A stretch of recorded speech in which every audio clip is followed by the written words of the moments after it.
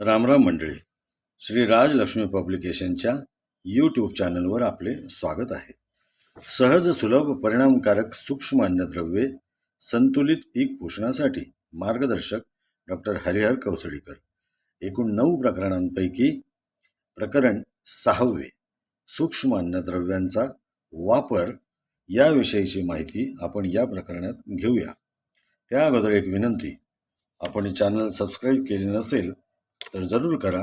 कृपया लाईक करा, शेअर करा आणि सर्व शेतकरी बांधवांना यात समाविष्ट करून घ्या. सूक्ष्म अन्नद्रव्यांचा वापर. प्रकरण 6वे. सूक्ष्म अन्नद्रव्ये पिकास देण्यासाठी वेगवेगळ्या 3 पद्धती आहेत.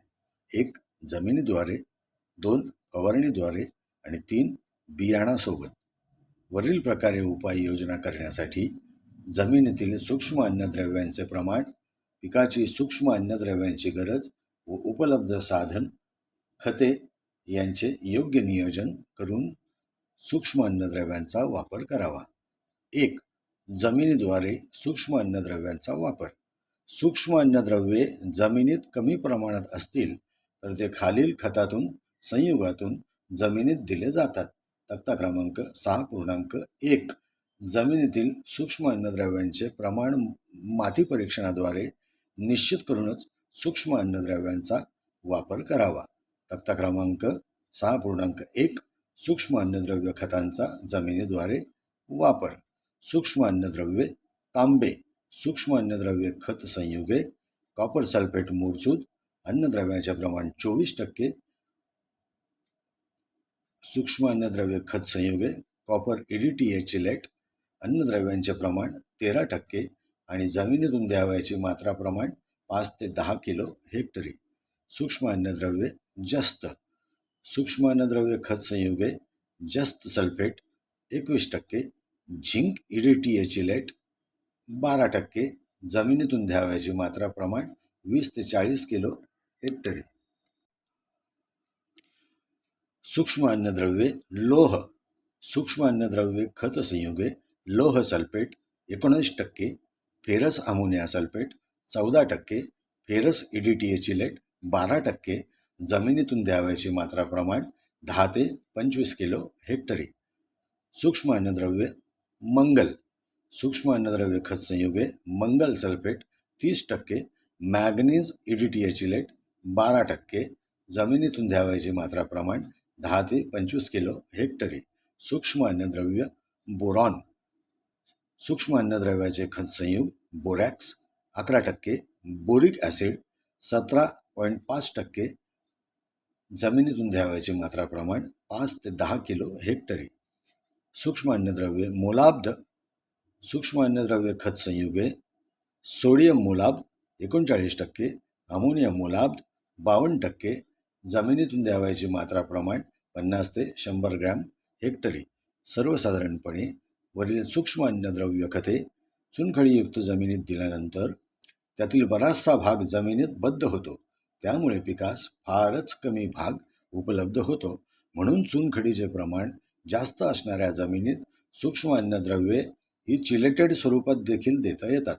तसेच फवारणीद्वारे देखील या संयुगांचा उपयोग करता येऊ शकतो. जमिनीद्वारे वापर करताना सेंद्रिय खतामध्ये मिसळून वापर करावा. आता चिलेट म्हणजे काय? तर चिलेट म्हणजे अन्नद्रव्यांचे सेंद्रिय स्वरूपातील रूप. यासाठी विविध सेंद्रिय पदार्थ, उदाहरणार्थ इथिलीन डायअमाइन टेट्राॲसिटिक ॲसिड EDTA या सेंद्रिय आम्लाचा वापर करून यासोबत धनभारित सूक्ष्म अन्नद्रव्याचे संयुग तयार केले जाते. परंतु हे संयुग अस्थिर स्वरूपात राहून ज्यावेळी पिकाला सूक्ष्म अन्नद्रव्यांची गरज आहे त्यावेळेस पुरवठा केले जाते. चिलेट स्वरूपामुळे इतर रासायनिक संयुगात सूक्ष्म अन्नद्रव्ये बद्ध होत नाहीत व उपलब्ध स्वरूपात टिकून राहतात. पिकांची सूक्ष्म अन्नद्रव्याची गरज लक्षात घेऊन सूक्ष्म अन्नद्रव्यांचा पुरवठा करावयाचा झाल्यास मात्रा ठरविण्यासाठी प्रमाणानुसार खालील कोष्टक तयार केले आहे. त्याचा वापर करता येईल. तक्ता क्रमांक 6.2. सूक्ष्म अन्नद्रव्यांची मात्रा व खतांचा वापर. सूक्ष्म अन्नद्रव्य 1 किलोग्रॅम जस्त संयुक्त खतांची मात्रा प्रमाण 4.8 किलोग्रॅम जस्त सल्फेट, चिलेटेड खताचे प्रमाण 8.3 किलोग्रॅम झिंक EDTA, सूक्ष्म अन्नद्रव्ये 1 किलोग्रॅम लोह,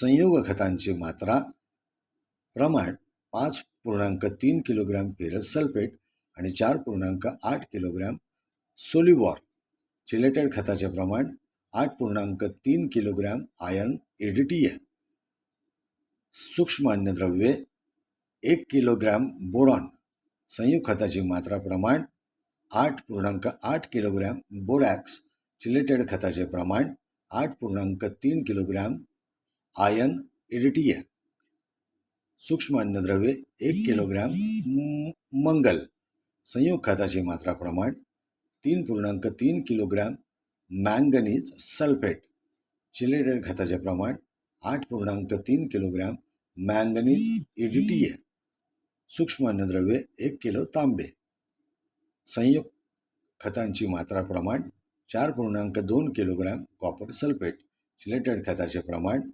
7.7 किलोग्रॅम कॉपर EDTA, सूक्ष्म अन्नद्रव्ये 1 किलोग्रॅम मोलाब्द, संयुक्त खतांची मात्रा प्रमाण 1.92 किलोग्रॅम अमोनियम मॉलिब्डेट आणि 2.53 किलोग्रॅम सोडियम मॉलिब्डेट. सूक्ष्म अन्नद्रव्यांच्या प्रमाणानुसार जमिनीद्वारे पिकांच्या गरजेनुसार पुरवठ्यासाठी खालील सूत्रांचा वापर करून मात्रा निश्चित करता येतात. खताची मात्रा प्रमाण किलोमध्ये, अन्नद्रव्यांची गरज किलोग्राम पैकी खतातील अन्नद्रव्यांचे प्रमाण प्रतिशत गुणिले 100. उदाहरणार्थ, हेक्टरी 10 किलोग्रॅम कॉपर देण्यासाठी किती मोरचूद वापरावे लागेल? मोरचूदमध्ये 24% कॉपर असते. मोरचूद किलोग्रॅम बरोबर 10 पैकी 24 गुणिले 100 बरोबर 42 किलोग्रॅम. म्हणजेच 10 किलोग्रॅम कॉपर देण्यासाठी हेक्टरी 42 किलोग्रॅम मोरचूद कॉपर सल्फेटचा वापर करावा लागेल. 2. फवारणीद्वारे सूक्ष्म अन्नद्रव्यांचा वापर. पिकांची पाने अन्नद्रव्यांचे शोषण करू शकतात, परंतु या पद्धतीने अन्नद्रव्यांचे शोषण फारच कमी प्रमाणात केले जाते. फवारणीद्वारे सूक्ष्म अन्नद्रव्ये देताना द्रावणातील अन्नद्रव्यांचे प्रमाण अत्यंत कमी असणे आवश्यक आहे. यासाठी तक्ता क्रमांक 6.3 बघावा. त्यामुळेच सूक्ष्म अन्नद्रव्यांचे पोषण पिकांना नियमित व वारंवार दिले गेले पाहिजे. सूक्ष्म अन्नद्रव्यांचा फवारणीद्वारा वापर फळवर्गीय पिकांना फारच उपयुक्त असल्याचे संशोधनाद्वारे सिद्ध झाले आहे. फवारणीद्वारे सूक्ष्म अन्नद्रव्य वापरासाठी द्रावणाची तीव्रता पिकांच्या गरजेनुसार असणे आवश्यक आहे. सूक्ष्म अन्नद्रव्यांची कमतरता आटोक्यात आणण्यासाठी खाली दिलेल्या तक्त्यानुसार तीव्रतेचे द्रावण 15 ते 21 दिवसाच्या अंतराने आवश्यकतेनुसार 2 ते 3 वेळा किंवा शिफारशीनुसार पिकांवर फवारणी करून द्यावे. ज्या पिकांच्या पानावर मेणयुक्त थर असतो त्या पिकांच्या फवारणीच्या द्रावणात स्टिकर घालणे आवश्यक असते. त्यामुळे फवारणीकरिता स्टिकर 1 मिलीलिटर प्रति लिटर द्रावणात मिसळावे. म्हणजे अन्नद्रव्यांची कार्यक्षमता व उपयुक्तता वाढते. उदाहरणार्थ, केळी. सूक्ष्म अन्नद्रव्यांची फवारणीद्वारे पुरवठा मात्रा निश्चित करण्यासाठी खाली दिलेल्या तक्ता क्रमांक 6.4 कोष्टकाचा वापर करावा. ज्यामुळे आवश्यक त्या तीव्रतेचे द्रावण तयार करून फवारणी करता येईल. तक्ता क्रमांक 6.3 सूक्ष्म अन्नद्रव्ये खतांचे फवारणीद्वारे द्यावयाचे प्रमाण. अनुक्रमांक 1 सूक्ष्म अन्नद्रव्य खते जास्त सल्फेट प्रमाण 0.5 ते 1%. अनुक्रमांक 2 लोह सल्फेट प्रमाण 0.5 ते 1%. अनुक्रमांक 3 मॅंगनीज सल्फेट 0.5 ते 1%. अनुक्रमांक 4 कॉपर सल्फेट 0.5 ते 1%. अनुक्रमांक 5 बोरॅक्स बोरिक ॲसिड 0.2 ते 0.5%. अनुक्रमांक 6 सोडियम अमोनियम मोलाब्द प्रमाण 0.05 ते 0.1%. तक्ता क्रमांक 6.4 विविध तीव्रतेचे द्रावण तयार करणे. अनुक्रमांक 1. द्रावणाची तीव्रता प्रतिशतमध्ये 0.1 ग्रॅम खत प्रति लिटर पाण्यात 1 किलोग्रॅम खत 400 लिटर पाण्यासाठी एका एकरासाठी 0.4. अनुक्रमांक 2. द्रावणाची तीव्रता प्रतिशत 0.25 ग्रॅम खत प्रति लिटर पाण्यात 2.5 किलोग्रॅम खत 400 लिटर पाण्यासाठी एका एकरासाठी 1. अनुक्रमांक 3. 0.5 ही द्रावणाची तीव्रता प्रतिशत. ग्रॅम खत प्रति लिटर पाण्यात 5 किलोग्रॅम खत अर्थात 400 लिटर पाण्यासाठी एका एकरासाठी 2. अनुक्रमांक 4. द्रावणाची तीव्रता प्रतिशतमध्ये 1 ग्रॅम खत प्रति लिटर पाण्यात 10 किलोग्रॅम खत अर्थात 400 लिटर पाण्यासाठी एका एकरासाठी 4. अनुक्रमांक 5. द्रावणाची तीव्रता प्रतिशत व 1.5 ग्रॅम खत प्रति लिटर पाण्यात 15 किलोग्रॅम खत अर्थात 400 लिटर पाण्यासाठी एका एकरासाठी 6.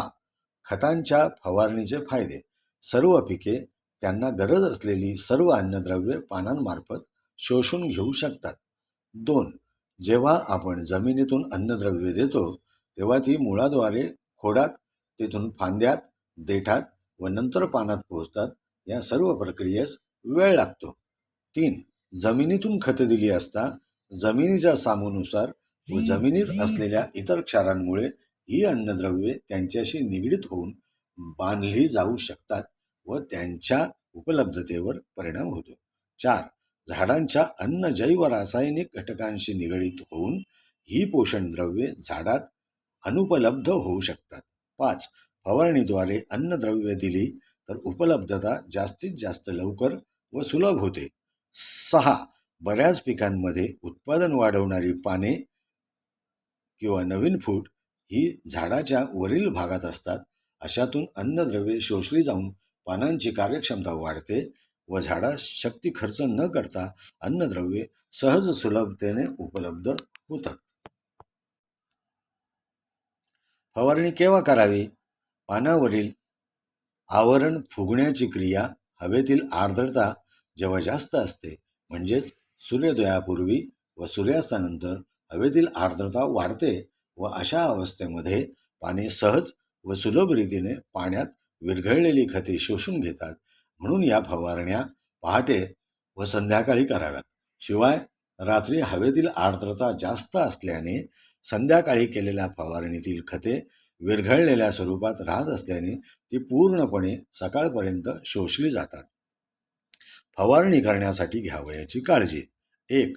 द्रावणाची तीव्रता कमी करून जास्त फवारण्या कराव्यात, परंतु जास्त तीव्रतेचा फवारा कधीही करू नये. 2. फवारणीच्या वेळेस थेंबाच्या आकारमानावर लक्ष असावे. आकारमान अत्यंत कमी असणे आवश्यक असते, म्हणजेच थेंब पानांवर किंवा झाडावर पडताच चिकटला पाहिजे.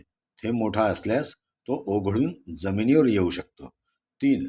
जर थेंब झाडावर चिकटत किंवा टिकत नसेल तर स्टिकरचा वापर करावा. 4. खतांचे मिश्रण फवारणीतून देताना त्या मिश्रणाचा सामू 4.5 पेक्षा खाली व 6 पेक्षा वर जात नाही याची दक्षता घ्यावी. यासाठी अशा मिश्रणाचा फवारा थोड्या पट्ट्यावर अर्थात जागेवर घेऊन दुष्परिणाम होतात का याचे निरीक्षण करावे. 5. खतांच्या फवारणीचे अनेक फायदे असले तरी फवारणीतून दिलेली खते जमिनीतून दिलेल्या खतांना पर्यायी होऊ शकत नाहीत, परंतु फवारणीतील खते अचानक निर्माण झालेल्या पानातील अन्नद्रव्यांची कमतरता भरून काढतात. 6. पीक फुलोऱ्यात येण्याच्या म्हणजे बहार येण्याच्या वेळेस, फळधारणा झाल्यानंतर तसेच बियांची किंवा फळांची वाढ होण्याकरिता जेव्हा अन्नद्रव्ये जास्त प्रमाणात लागतात अशा वेळेस फवारणीद्वारे दिलेली खते खूप उपयोगी पडतात व उत्पादन वाढते. बियाण्यांसोबत वापर अर्थात बियाण्यावर लेप.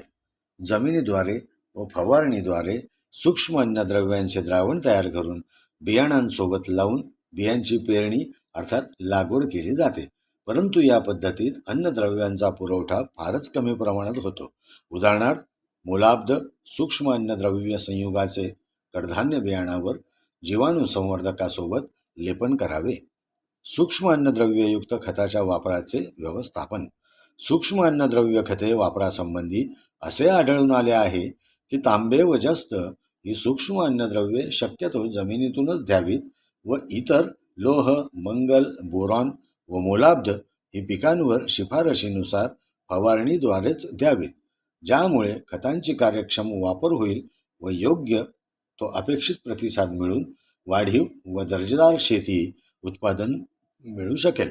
सूक्ष्म अन्नद्रव्ये जमिनीतून देताना ती गावखत अथवा शेणखतात मिसळून झाडाच्या कार्यप्रवण मुळ्यांच्या भागात दिल्यास त्याचा जास्त उपयोग होतो.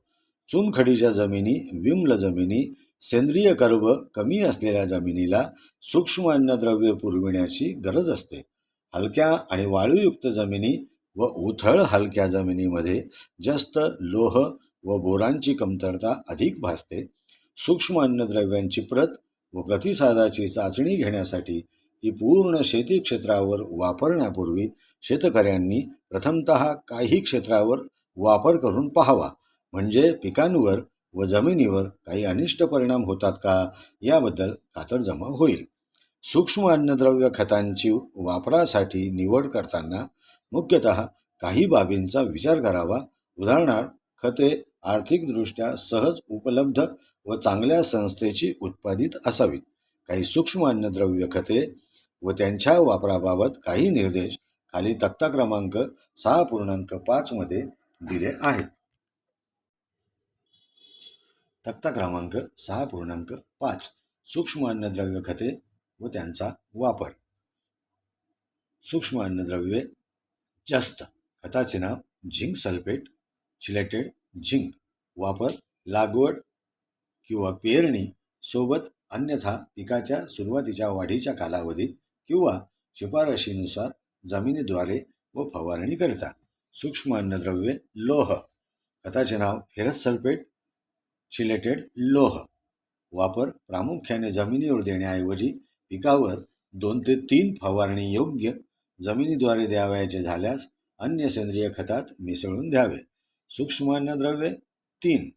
खताचे नाव बोरॅक्स, बोरिक ॲसिड किंवा सोल्युबार.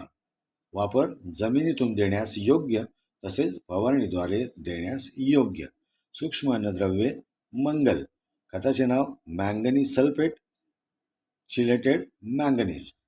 वापर लोहाप्रमाणेच फवारणी योग्य, परंतु फवारणीचा कालावधी शिफारशीनुसार असावा. सूक्ष्म अन्नद्रव्य तांबे. मोरसूत हे खताचे नाव, ज्याला कॉपर सल्फेटही म्हणतात. वापर शिफारशीनुसार जमिनीद्वारे द्यावे, म्हणजेच 4 ते 8 वर्षे प्रतिसाद मिळू शकतो. सूक्ष्म अन्नद्रव्ये मोलाब्ध. Sodium मोलाब्ध, ammonium मोलाब्ध. वापर बीज प्रक्रिया सर्वात योग्य, इतर खतांसोबत मिसळून जमिनीद्वारे किंवा फवारणीद्वारे योग्य. आता सूक्ष्म अन्नद्रव्यांची प्रतिसादाची चाचणी कशी घ्यावी? सूक्ष्म अन्नद्रव्यांची प्रतिसाद चाचणी आपल्याच शेतात 2 भागात करता येईल. एका ठिकाणी सूक्ष्म अन्नद्रव्यांचा वापर करावा व दुसऱ्या ठिकाणी करू नये. दोन्हीतील तुलनात्मक अभ्यासाने प्रतिसादाची चाचणी होईल. पिकांवर व जमिनीवर सूक्ष्म अन्नद्रव्ये कमी अधिक झाल्यास कशा प्रकारचे अनिष्ट परिणाम होऊ शकतात? सूक्ष्म अन्नद्रव्य कमी अधिक दोनही प्रमाणाचा अनिष्ट परिणाम म्हणजे उत्पादनात घट व उत्पादनांची प्रत खालावणे असा आहे. खते देण्याच्या नव्या पद्धती, अर्थात ठिबक सिंचन व फवारणीद्वारे. आपल्याकडील जमिनीचा सामू सर्वसाधारणपणे 7.5 ते 8 असल्याकारणाने स्फुरद, पालाश, मॅग्नेशियमच्या कमतरतेबरोबर लोह, मंगल, जस्त व बोरॉन या सूक्ष्म अन्नद्रव्यांची कमतरता फार मोठ्या प्रमाणावर आढळते. त्यामुळे ही अन्नद्रव्ये चिलेटेड स्वरूपात देणे आवश्यक ठरते. चिलेटेड म्हणजे पूर्णतः रासायनिक प्रक्रियेने लोह, मंगल व जस्ताचे रूपांतर सेंद्रिय पदार्थात, अर्थात ethylene diamine tetra acetic acid EDTA यात केलेले असते, ज्यामुळे अन्नद्रव्ये फवारणी अथवा पाण्यातून दिली असता झाडांना सहजपणे उपलब्ध होऊन कार्यरत होतात. अणुसंशोधन प्रयोगशाळेतील चाचण्यांवरून पानावर फवारणी केलेल्या अन्नद्रव्यांचे शोषण खालील वेळात होते असे आढळून आले आहे. 1. मॅग्नेशियम 20% एका तासात व उरलेले एका दिवसात. 2. चिलेटेड सूक्ष्म अन्नद्रव्ये उदाहरणार्थ लोह 8% एका दिवसात, मंगल 1 ते 2 दिवसात, जस्त 1 दिवसात. म्हणून 2 फवारणीतील अंतर कमीत कमी 7 दिवस व जास्तीत जास्त 15 दिवस असावे. ही अन्नद्रव्ये व खतांच्या माध्यमातून जमिनीतून अथवा फवारणीच्या रूपाने अथवा सेंद्रिय स्वरूपात म्हणजे चिलेटेड बिया अथवा बेण्यावर लेप लावून किंवा बेणे सूक्ष्म अन्नद्रव्यांच्या द्रावणात बुडवून वापरता येतात. धन्यवाद. शेतकरी बंधूंनो, श्री राजलक्ष्मी पब्लिकेशन या चॅनलला सबस्क्राईब केलेले नसेल तर सबस्क्राईब कृपया करून घ्या. धन्यवाद.